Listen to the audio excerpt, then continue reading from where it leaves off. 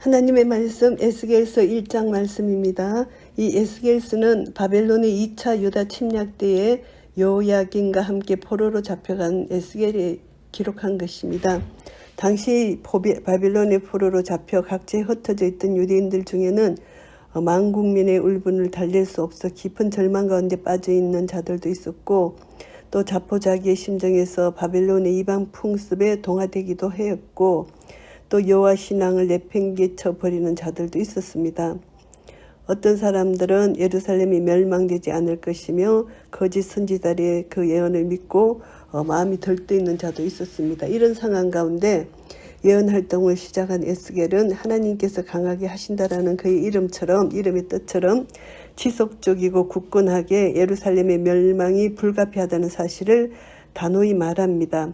새로이 회복될 언약 백성의 영광스러운 비전을 밝히 보여줌으로써 포로민들에게 위대한 소망을 불어넣고자 한 것입니다. 그는 이제 실패가 끝이 아니다. 하나님의 사랑은 영원하기 때문이다. 이것을 이스라엘 백성들에게 소망을 심어주는 그런 메시지를 전합니다. 그래서 메시지의 주제가 심판과 장차 완성될 메시아 왕국에 대한 내용이고요. 이제 기록 장소는 바벨론이고요. 기록 연대는 BC 565년경으로 추정할 수 있습니다. 유다의 임할 심판과 또 열방에 대한 심판, 그렇지만 또 이스라엘을 회복시키신다는 그런 약속의 말씀을 전하는 것이고요. 이제 오늘 1장 말씀에 보시면은 전체 주제가 이제 하나님의 거룩에 대해서 하는데, 오늘 에스겔이 본 하나님의 영광, 거룩하신 하나님의 영광, 하나님의 이상을 봅니다. 그래서 이 에스겔서 전체를 보면은 하나님의 거룩하심입니다. 하나님의 거룩하신 속성, 이것을 이제 보존하고자 하나님은 하나님 백성들에게 섭리하시고 하나님의 뜻을 밝혀 보여주시는데, 에스겔이 이제 이상, 환상 이런 것으로 하나님의 거룩한 영광을 입증하고 있습니다. 그래서 결국 죄로부터 돌아선 자들이 회복될 것이다. 하나님은 왕과 목자가 되시어 새 성전을 건축하시고 하나님께 다시 예배를 드리게 하실 것이라는 것을 약속하는 말씀입니다. 오늘 에스겔서 1장 말씀에 보시면은 제30년 4월 5일에 내가 그발 강가 사로잡힌 자 중에 있더니 하늘이 열리며 하나님의 이상을 내게 보이시니, 이 연대는 제30년이라는 연대는 이제 구약에서 제사장들이 30세에 그 직무를 수행한다는 점에서 볼 때 선지자여 제사장인 에스겔이 소명받은 나이를 여기서 가리킬 수도 있고요. 그리고 요시야의 종교개혁이 시행된 즉위 18년부터 30년이 지난 때를 가리킨다고 볼 수도 있습니다. 그래서 제30년 4월 5일에 이제 에스겔이 그발 강가에 있어 하나님의 이상을 보게 됩니다. 여호야긴 왕의 사로잡힌 지 5년 그달 5일이라 하나님의 이상을 본 그 해는 바벨론 2차 침입 때 이제 이 여호야긴 왕이 사로잡힌 지 5년 그달 5일이라는 것을 여기서 그 역사적 기록을 여기서 기록하는 것입니다. 그래서 이것이 선지자들은 이 역사적 기록을 하는 것은 이것이 사실이다. 이것을 후세 사람들에게 알려주기 위한 것이기도 합니다. 갈대아 땅 그발 강가에서 여호와의 말씀이 부시의 아들 제사장 나 에스겔에게 특별히 임하고 여호와의 권능이 내 위에 있으니라. 특별히 임했다. 이것은 이제 하나님께서 유다의 제약상을 심판하시고 예루살렘을 파괴하셨지만 회복시켜 주신다는 것, 이것은 이제 하나님의 계시가 특별히 임했다. 인간의 힘이 아니다는 것이죠. 여호와의 권능이 내 위에 있으니라. 하나님의 권능 능력이 있다는 것을 말씀합니다. 내가 보니 북방에서부터 폭풍과 큰 구름이 오는데 그 속에서 불이 번쩍번쩍하여 빛이 그 사면에 비치며 그 불 가운데 단새 같은 것이 나타나 보이고, 북방에서부터 폭풍과 큰 구름이 온다고 표현을 합니다. 주로 북방, 여기서는 바벨론을 가리키는 것도 하지만 하나님께서 이제 임하신다는 것을 암시하는 것이기도 합니다. 그래서 폭풍과 큰 구름은 하나님의 심판을 암시하는 것입니다. 그래서 하나님이 이제 폭풍과 큰 구름으로 그 속에서 불이 번쩍번쩍 빛이 나게 한다는 것, 하나님은 소멸하시는 불, 하나님의 임재의 한 표현이라고 볼 수 있습니다. 그래서 이제 그 속에서 내 생물의 형상이 나타납니다. 그 모양이 이러하니 내 생물의 형상이 나타나는데 그 모양이 어떠냐? 사람의 형상이라는 것입니다. 사람의 형상으로 나타나는데 각각 네 얼굴과 네 날개가 있다. 사람의 형상의 얼굴에 각각 네 날개, 네 개의 얼굴 모습을 지닌 것을 나타냅니다. 한 생물이. 그래서 네 생물의 형상이 나타난다는 것입니다. 각각 네 얼굴을 가지고 네 날개가 있는데 그 다리는 곱고 그 발바닥은 송아지 발바닥 같고 마강한 구리같이 빛나며 각각 네 얼굴, 네 개의 얼굴 모습을 지닌 그것을 보면은 네 날개가 있다. 다리는 곧다. 한쪽으로 치우치지 않는 옳은 정직한 뜻을 내포하고 있습니다. 하나님의 존전에서 수정도는 천사들의 성품이 어떠해야 되는지를 여기서 암시하고요. 그 발바닥은 송아지 발바닥 같다. 송아지 발바닥처럼 둥글고 원만하여서 안정되게 서는 것을 여기서 말씀합니다. 마강한 구리같이 빛난다. 주 예수님의 발은 풀무에 단련한 빛난 주석 같다고 계시록 1장 15절에 말씀하셨잖아요. 이 말씀과 유사합니다. 내 생물들이 불로 연단된 구리처럼 흠과 부정함이 없는 존재로 하나님 앞에 서 있고 행하는 자들임을 여기서 나타내고요. 사면 날개 밑에는 이제 각각 사람의 손이 있더라. 내 생물의 얼굴과 날개가 이러하니 각각 사람의 손이 있습니다. 그래서 이 하나님의 뜻을 성실히 수행하고 봉사할 준비가 되어 있다는 것을 여기서 나타내고 있습니다. 날개가 다스로 연하였으며 행할 때에는 돌이키지 아니하고 일제히 앞으로 곧게 행하며 내 생물들이 상호 연합해서 독자적으로 행하지 않고 서로 일치하고 동력한다는 것을 말합니다. 그래서 하나님의 뜻과 일을 수행할 때 다른 길로 가거나 서로 분열하지 않고 일사불란하게 움직이는 것을 여기서 말씀합니다. 하나님의 종들이 하나님의 사역을 수행할 때는 일치된 마음, 한 마음으로 해야 된다는 것을 알게 되고요.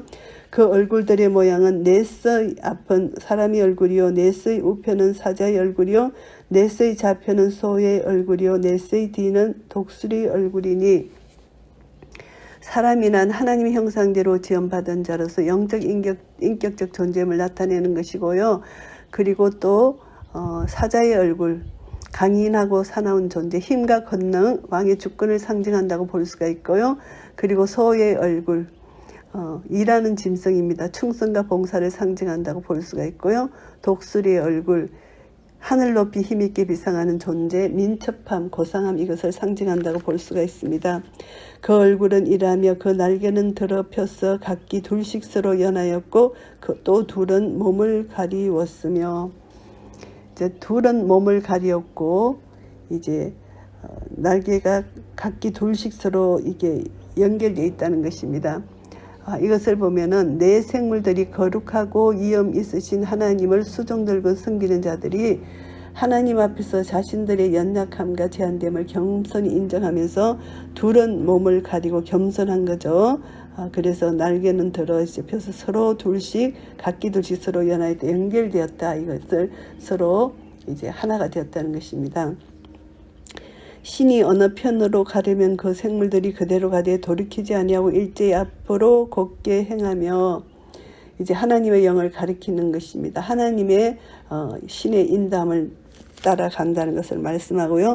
또 생물의 모양은 숯불과 햇불 모양 같은데 그 불이 그 생물 사이에서 오르락 내리락 하며 그 불은 강체가 있고 그 가운데서는 번개가 나며, 생물의 모양이 숯불과 햇불 모양 같다는 것입니다. 그래서 불의 모양인데 숯불과 햇불이란 생물 사이에서 오르락 내리락 하는 불로 말미암아 나타나는 외적 현상입니다. 불이 붙었으나 사그러지지 않는 호렙산 뜰기나무 현상과 비슷한 것입니다. 내 생물들의 위엄과 권위, 소멸하는 불로서 임재하시는 하나님의 뜻을 수행하는 존재인 것을 여기서 나타내고요. 그 불이 이제 소멸하는 불이 임재하시는 하나님의 위엄과 권위를 나타내는데 여기서 번개, 또 번개라는 단어가 나오는데요. 거룩하시고 의로우신 하나님께서 임재하실 때 나타나는 것입니다. 그래서 불의와 부정을 소멸하시고 심판하시는 하나님의 어미로우신 모습을 여기서 표현하고 있습니다. 그 생물의 왕래가 번개같이 빠르더라. 하나님의 수종하고 그분의 뜻을 수행함에 있어서 신속하고 민첩하게 한다는 것을 여기서 말씀합니다. 예수님의 재림이 이렇게 번개처럼 순식간에 임할 것이라고 말씀한 바가 있습니다. 마태복음 24장 27절에. 그래서 주님의 재림이 이렇게 순식간에 온다는 것을 우리가 알게 되고요. 그 생물의 왕래가 번개같이 빠르더라 이 말씀입니다.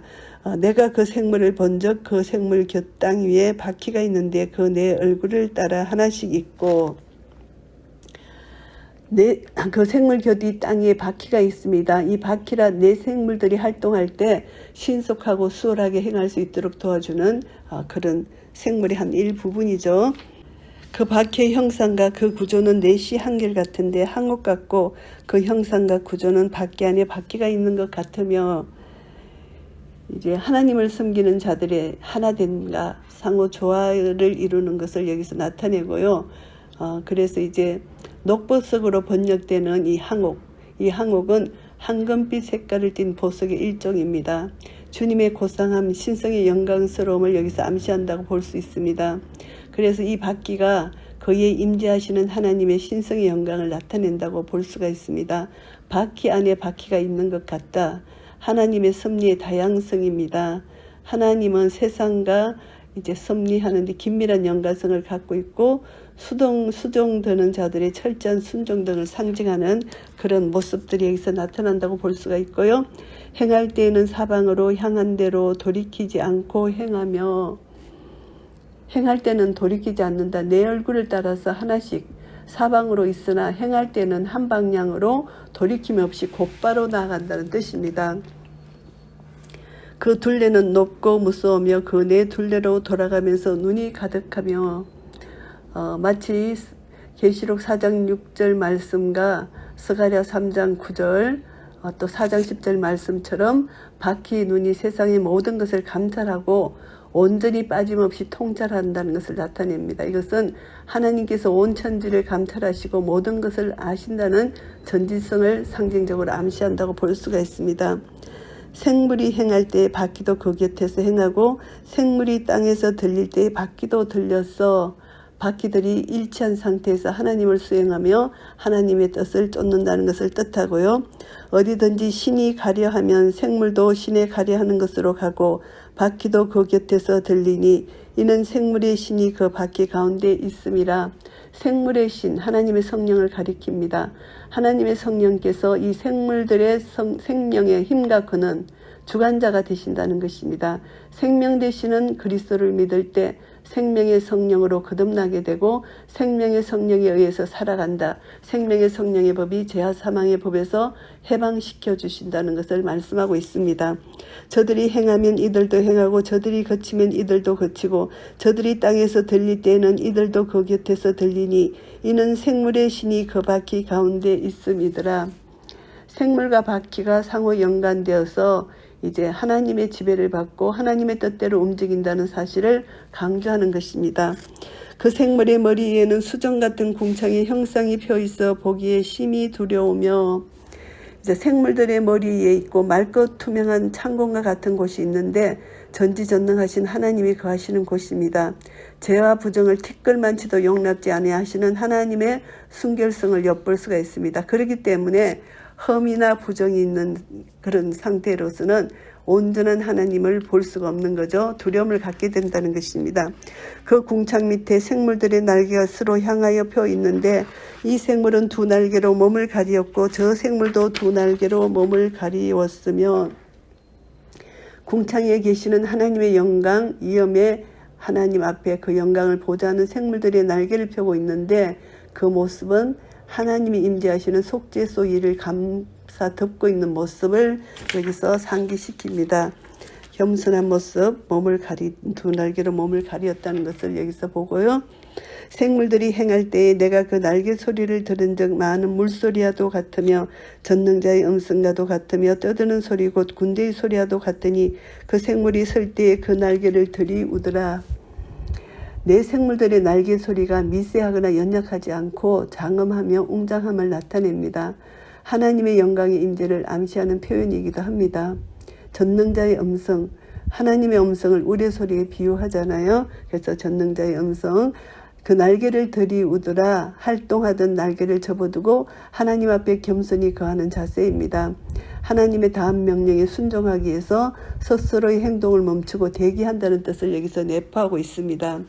그 머리 위에 있는 궁창에서부터 음성이 나더라. 그 생물이 설 때에 그 날개를 들이우더라. 궁창에서 음성이 납니다. 궁창이 하나님의 보좌로부터 하나님의 음성이 발하여진다는 것입니다. 그 머리 위에 있는 궁창에 보좌의 형상이 있는데 그 모양이 남보석 같고 그 보좌의 형상에 한 형상이 있어 사람의 모양 같더라. 보좌란 하나님이 자정하신 만왕의 왕 만주의 주가 통치하시는 다스리시는 주권적 통치자심을 여기서 나타냅니다. 하나님의 보좌는 의와 공의를 그 기초로 삼고 영광으로 충만해 있습니다. 그 모양이 남보석 같다. 푸른빛 자줏빛의 중간빛을 띠는 보석입니다. 이것이 대제사장의 흉배 둘째 줄에 박혀있는 것이기도 한데요. 하나님의 보좌가 신성한 것이라는 것을 나타냅니다. 사람의 모양 같더라. 인간 형상의 근원이 되시는 하나님을 여기서 나타낸다고 볼 수가 있고요. 내가 본즉 그 허리 이상의 모양은 단새 같아서 그 속과 주위가 불같고 그 허리 이하의 모양도 불같아서 사면으로 광채가 나며 불같아서라는 이 표현은 심판주로 임재하시는 하나님의 이엄을 여기서 암시하고요. 그 사면 강체의 모양은 비 오는 날 구름에 있는 무지개 같으니 이는 여호와의 영광의 형상의 모양이라. 내가 보고 곧 엎드려 그 말씀하시는 자의 음성을 들으니라. 영롱한 무지개처럼 하나님의 영광이 이렇게 색색이 찬란하게 아름답게 나타난다는 것을 뜻합니다. 무지개는 하나님의 언약의 신실성을 입증하기 위해서 언약의 정표로 노아에게 나타났잖아요. 그래서 하나님께서 자정하시는 보좌 주위에 영롱하게 둘려지기도 한다는 것이 계시록 4장 3절에 나오는 말씀입니다. 그래서 그 사면의 강체의 모양은 무지개 같다. 이것을 이렇게 표현합니다. 여호와의 영광, 이 영광은 하나님에 대하여 사용할 때 그 영광, 이엄과 거룩함의 외적 표현, 하나님의 속성이 영광입니다. 그것을 본 자는 엎드릴 수밖에 없습니다. 이엄이 있으시고 전능하신 하나님께 대한 경외, 경배의 태도를 여기서 나타내는 것입니다. 에스겔서 1장 말씀을 정리하겠습니다. 에스겔이 본 하나님의 영광, 하나님의 이상입니다. 이상은 이제 어떤 거냐 하면 1절부터 3절까지 잠시 서론을 말씀하시는데요. 에스겔 선지자가 하나님의 이상을 본 시점이 그발 강가 사로잡힌 자 중에 있을 때 여호야긴 왕이 사로잡힌 지 5년 그달 5일이라는 시점입니다. 이스라엘 족속들이 포로 역사에 대해서 생각해야 하는 것입니다. 이스라엘 사람들이 왕정국가로 출범한 이후에 솔로몬 시대에 이르기까지 단일 국가로 존재했는데 르호보암 시대의 남왕국 유다와 북왕국 이스라엘로 분열이 되었습니다. 그래서 북왕국 이스라엘은 이제 계속 악을 행하다가 BC 722년에 아수르에 의해서 멸망당했고요. 그리고 이제 또 남왕국 유다도 이제 하나님의 진노를 받아서 1차적으로는 이제 BC 605년에 이제 여호야김 제3왕 3년에 다니엘을 포함한 많은 이스라엘 왕족 귀족들이 1차로 바벨론 포로로 잡혀가게 됐고요. BC 597년경에는 여호야김 왕 때 이제 바벨론 군대에 의해서 에스겔 선지자를 포함한 이스라엘 민족들이 2차로 잡혀가게 됩니다. 그리고 마지막으로 완전히 예루살렘 성읍이 멸망당한 것이 BC 586년경 유다 왕국 마지막 왕 시드기야 11년에 완전히 바벨론 포로가 되어서 이제 잡혀가는 3차 포로로 잡혀가는 것이 있습니다. 3차까지. 그래서 이처럼 언약 백성이 멸망당하는 상황 속에서 선지자 에스겔은 언약에 대한 재해석과 함께 경고와 격려의 메시지를 전달하게 된 것입니다. 이것을 보면은 하나님의 선택된 백성이라 할지라도 하나님의 언약을 어기고 범할 때는 반드시 심판을 받는다. 왜냐하면 하나님은 공의로우시기 때문에 절대적인 거룩함을 가지고 계시기 때문에 하나님의 속성에는 하나님의 공의와 사랑이 있는데 반드시 공의의 심판을 하시고 또 언약 백성 남은 자들을 구원해 주시는 하나님의 사랑이 나타납니다. 그리고 4절부터 21절까지는 네 생물들이 나타나는데요. 네 생물들은 어떤 모습으로 나타나느냐 하면은 이제 먼저 폭풍, 큰 구름, 불, 단세 이것을 언급한 다음에 내생물이 나타나잖아요. 이것은 이제 하나님의 임재, 이것을 이제 예적 현상을 여기서 나타내 보이는데요. 이제 하나님의 임재 외적 현상에 나타나는 이제 내생물의 이제 모양입니다. 내생물들은 하나님의 영광을 수종하고 보좌하는 영적 존재이면서 동시에 하나님의 종으로서 하나님께서 온 우주와 그 가운데 존재하는 모든 피조물들을 창조하시고 주관하시고 다스리는 만왕의 왕 만주의 주이심을 강조합니다. 그래서 여기서 나타난 내생물들은 영적 존재로서 하나님을 수종 보좌하는 이 모습은 장차 이스라엘과 인류의 이 말 종말에 대해서 언급한 다니엘서 또 요한계시록에 묘사되는 여러 영적 현상들과 그 내용이 유사합니다. 그래서 하나님은 전능하신 분이시고 모든 우주 만물을 감찰하시는 분이심을 알아야 되고 또 성도들은 하나님의 모습을 생각하며 어떤 상황에서도 낙심하지 말고 이제 하나님 말씀에 순종하는 그런 모습이 있어야 된다는 것을 깨닫게 됩니다. 22절부터 28절까지는 하나님의 영광이 나타나는 것입니다. 하나님은 인간의 형상과 모양의 근원 되시는 분이시기 때문에 본질적으로 지혜로우시고 총명하신 분이십니다. 그래서 사도 바울은 무한하신 지혜에 대해서 언급합니다. 하나님의 미련한 것이 사람보다 지혜롭다고 그렇게 고백을 합니다. 그래서 하나님께로부터 오는 힘을 통해서만 풍성한 삶을 유지할 수 있다는 것을 알게 되고요.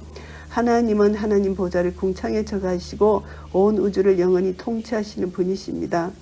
왕적 권위를 가지시고 권능으로 만물을 다스리시고 보존하시고 또 통치해 나가시는 그런 것을 이제 역사적으로 지금까지 우리는 보았던 것이고 앞으로도 계속 하나님은 그것을 통치하고 다스리실 것입니다.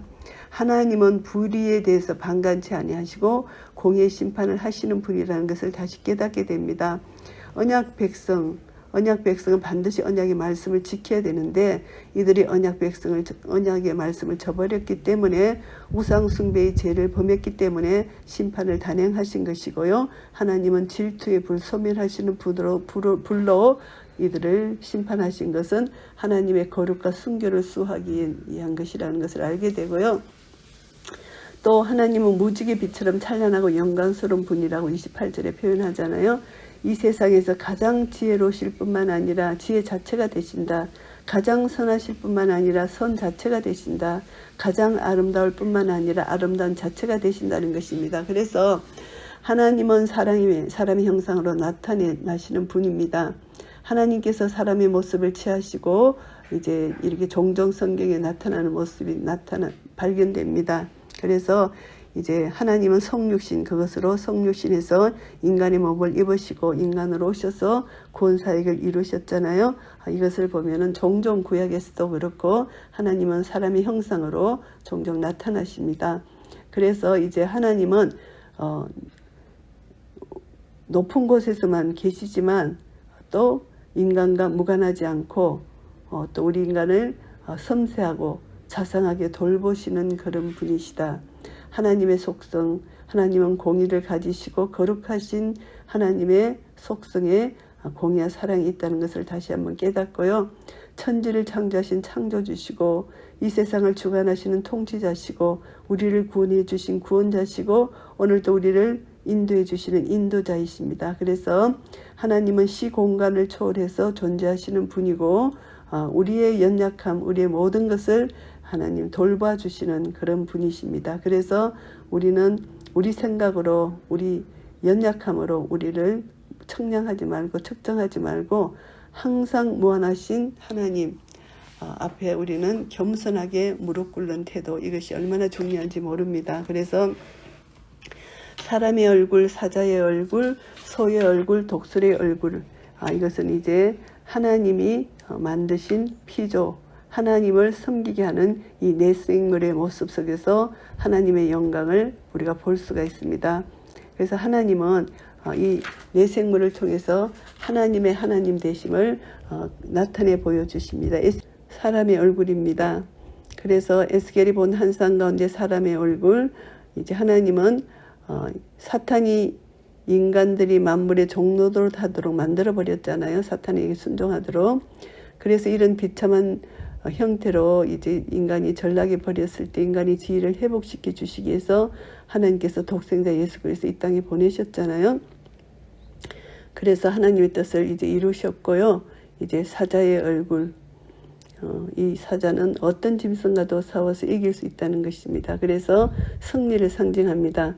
하나님의 자녀들은 언제든지 예수님이 십자가로 이기신 이김이 우리의 것임을 선포하면서 제사장 나라로서 왕같은 제사장으로서 언제든지 승리할 수 있다는 것을 우리가 또 알게 되고요. 하나님의 종의 모습을 보면서 그리고 또 소의 얼굴, 소는 이제 인간과 사람과 사이에 이제 범한 죄를 사함받기 위해서 이제 속죄 제물로 드리는 것이 소잖아요. 소, 양, 염소 이런 것입니다. 그래서 정결하다. 그래서 하나님 앞에서 희생 제물이 되어야 한다는 것을 암시합니다. 그래서 온전한 삶을 드리는 것, 하나님이 연락하시는 그런 예배를 드리는 것, 하나님 기뻐 받으시는 예배를 드리는 것, 이것이 거룩한 산제사로 하나님께 드려지는 순종, 이 종의 모습이 이제 소의 얼굴의 모습에서 나타난다는 것을 알 수 있고요. 독수리는 창공을 힘차게 날아오르는 것입니다. 그래서 우리의 신앙이 날마다 그리스도 안에서 새로운 피조물이 되어서 부활 생명의 능력으로 날마다 이렇게 점점 주께 가까이 가는 그런 부활 생명의 능력을 가지고 하나님을 기쁘시게 해드리는 성숙한 그리스도인으로서 말씀에 우뚝 세워져서 늘 성령 충만함을 힘입어 하나님 말씀으로 무장하여 날마다 순종의 삶을 살아갈 때 우리는 이 네 생물의 모습처럼 사람의 얼굴, 사자의 얼굴, 소의 얼굴, 독수리의 얼굴 가진 이 모습으로 하나님을 섬긴 것처럼 우리도 이 모습으로 하나님을 섬길 수 있는 그런 은혜가 우리 모두에게 있으시기를 예수 그리스도 이름으로 축복합니다. 아멘.